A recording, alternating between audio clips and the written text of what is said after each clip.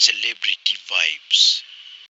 Right, the Juli tutwal in me maulupu Tami Bay TV a Juli program wachel ma wabar born Celebrity Vibes kama wakili celeb ma megi ma aki pulobo ma pat kumalami Uganda and countrywide yatin yum tutwal ni atiko mayra chel one and only my brother Peip Namah. Yo, what's up, bro? Yo, bro. You didn't Timi Bay. Afo being in Tami Bay.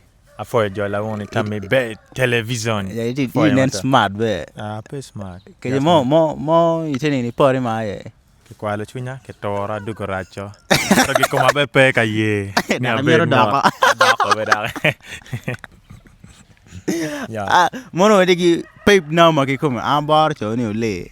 So for being with Tami Bay dako dojo. Yeah, I'm for Ameto interacting achile rio de koza nano ibolo trailer mone mi we mone manyen kenyo. So ameto ko ngolo ye ko. Yeah, trailer bolo. Anyway manye gian kom. So abi bolo official ni abelong dire. Wakono. Kai fuji tike kare chere subscribe on YouTube channel ma mega Tami Bay kan be we po will subscribing. Share en bet ke kare me nongo jame wang. So ate abolo neo dire subu ma pemba no jame tio kara wako. So nye gian kom. Exactly. Ngong we gen kom. Ingeo ka ine dana mai kara jame mogo chalo mage. Ibn yang yor ni. Sometimes you fall in love and no heartbreak. Kai no heartbreak. Itamani bet to mort. Ato gen ga we gen kom me. Mire money me come like instinct money tie kom dana ma. No. Beru ka piu chuni cha weng ni. So gen kumidong dure bi na mo da kar bi eni na chapera motor chunya ajini dong me ga cycling me kamano no ma chunya to da dok so jimene me be kamano so gen kom be me kamano wene gonye meni be ma chunya to da fu da dok so pian gen kumi no pe boye. Okay. So what should people expect in that video, like in terms of qualities and all those? Video kai nan ma lo da pe bi ol ke de ba pe mera voli vi nan ma yin ku mi wa Who is this guy?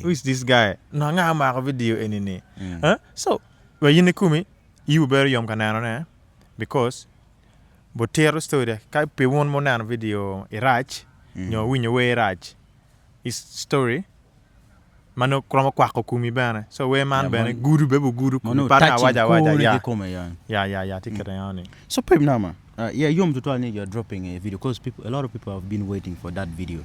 Like ameta penyi kong like kai nani in northern Uganda, like cause right now I don't watch it breaking through in one way or the other, like paya ngo machalo upcoming artists onyo Dana futi being in music industry they always face. In ben karaoke you have the experience.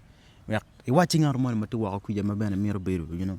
You or she want to become a musician, but we are no at least me negi one money tea, but you need to be careful about it. Kan ya lock gene an pera kana. Pera mo pia guda. Be pa me to guda. But taru Dana at least you have to face some challenges. Challenges tie bana. But jeme oni inyang ne de tie. Maka biano kan ki waja pe be ramon yang. Har ka de tie challa we de itie cha we chi cha ben yang o mira tim gene ni we na all pushing. Mira a lock ngar kaman mira we na pushing ma chen mi non connection. Ken ni beti bi no manak na mi de non. At least should be kan there. Kan itio ke kene jeme ne pe wara. Jeme ne pe wara. So mi rebet ki connection pian ran ber ki so aga connection pe ki chamo so ni kore link bana ye so you Johnny get ti lo ni ko always use that word ar mi ma chel be gena perta so etiki be so connection ene bana no pian ka in chunyi cholo no kire raj no pe ware piri keni ichae dana ko ngini connection ene be pe no pian jo mi connection e jo ma chak keri Mano balle o kedgi kada balle o kedgi pe lo kedgi and all those ki bana ka chal in ba wati in upcoming artist meti biano peramo winyu mone pangaramo ken ngaramo ne gene ngaramo la wore chel I winyu mone gi la wore man bi waje bo ni ngata ena dege yo makaman ci in bene meta lock mone lock mone en bo ben megi ko mer pe beti ko re twin kere ni mogono en ngat kan bu konyi in penyo ngo beri kiangi wa okelo ngo tuba no da money so ka chala an pera kana pa mera bet ki da nga mo ka tiki lok kiri ka kwayo kija tima kija ka be pe timo a be mete ki be ka no ibana be more ka twara pe gam dak loyo so be gena so that is uniqueness like some artists outside there should pick Maukere Maram coping Peip Namah, then you also make a perfect great move. So Peip Namah in win ke come you because when you sound in man the classic kita waja ke ti classic producer na benye nogo classic so I think producer mama titi nogo classic jomo kene ba bit you get with time a chair ayibo we na bori bana so because I remember even your song you made it from Greyland also tie bana like Bonnie Beats again Bonnie Beats bana tie one beats bana tie maba ayibo ke kibore bana wow so but your personal producer is Nogo Classic. Yeah, it's Nogo Classic. Ma tiyo kere all the time. Paul Kara ma teach kere. Wow. Yeah. So 2026 uchakao Peip Namah tika releasing a video manyen makelone ginkum. So please go and subscribe to his YouTube channel. We're pay missing any video of him and subscribe to Tamibe TV wati program make borne celebrity vibes kama kele celeb interacting kere. So Peip Namah karong wachara ka giko program mamekwa. Fans go expecting this year 2026 because I know chako speed mama 180 ana wachi a bed unique pera kana as Peip Namah kita bena nya slogan ma mega nyo recolable ma mega tini me after jemna bearing it down so and a chako video I watch me pa chako audio a chako video so this year expect more video and audios so a bit bolo videos are yo chabe bolo don we manyan and I expecting it do mario en tumonyo do ma da e be war ke we manyan but for now pian do ma do do tumo what do ma rio ayo don new man what new man don tina ni so expecting ni this year a be kilo gen ma yomo yiwu gen abo maro gen ma bana wa en piri ken be nane you have to support nge support ke me yo ma part exactly iramo tielo ko ngarmo ke tamma bejo kabe timo maraji wacha bana ne wa tika supporting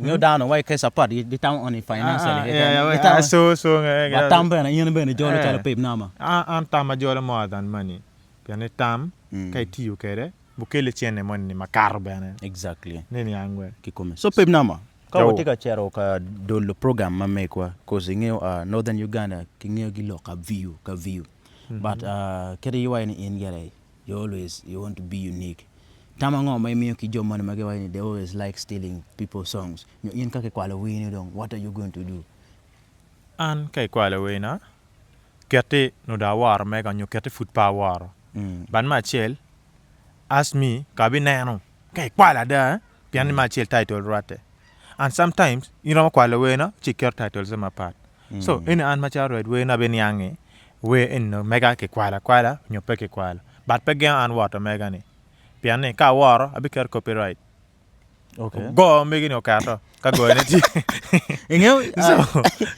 so in me get you always study I study para mo kilo ni ka view ni ande chane ke kwala we now ke kwala we now ngata we na ma chel ka be we nyo tane arwata ke ma tane porwate piane ana tik style aware ki style bana as Peip Namah yeah so aware ki style so in ke bira mo kwala we na bi wear ki style but pe bo gan wata megani wara megani fans atie bu winyu in kwal eto kani kati the same producer ngong ene dara mo kelo lock chikenya abi logo bana ye eto kani in share go we ni gera kamoni but content no temorate pe gan wata megani cause content wate eto kai vai kele ye wi chabe nyote kare mano ana wear ke megani an ba be kele wi abana you pull the evidence so machalo northern Uganda how should we stop that like issues ni kwala we berutie northern Uganda kongo all those stuff issues me kwala we machel one we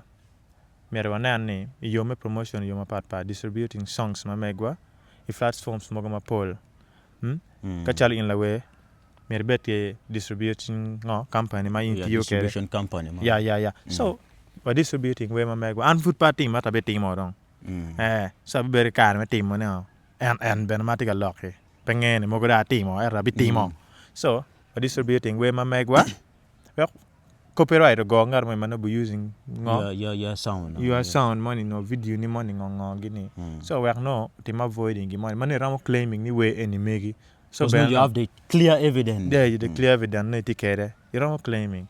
Ar kan ki dog any. Okay, they go. Do it because we don't want the wall of law. Wall of law. Exactly. I know. So in Mebirika nenu Tamibe TV, we know my people wayo in mighty upcomers, mighty down there. Please go and distribute your song. Where loki kwalo we no bait pere. And a foy mater to twala did Peip Namah mi jalu tawo ni mi bini Tamibe TV. Angeka karwate we are going to link and discuss more and more. And then foy ben mater subscribing Tamibe television and TV. Peip Namah YouTube channel. Me after.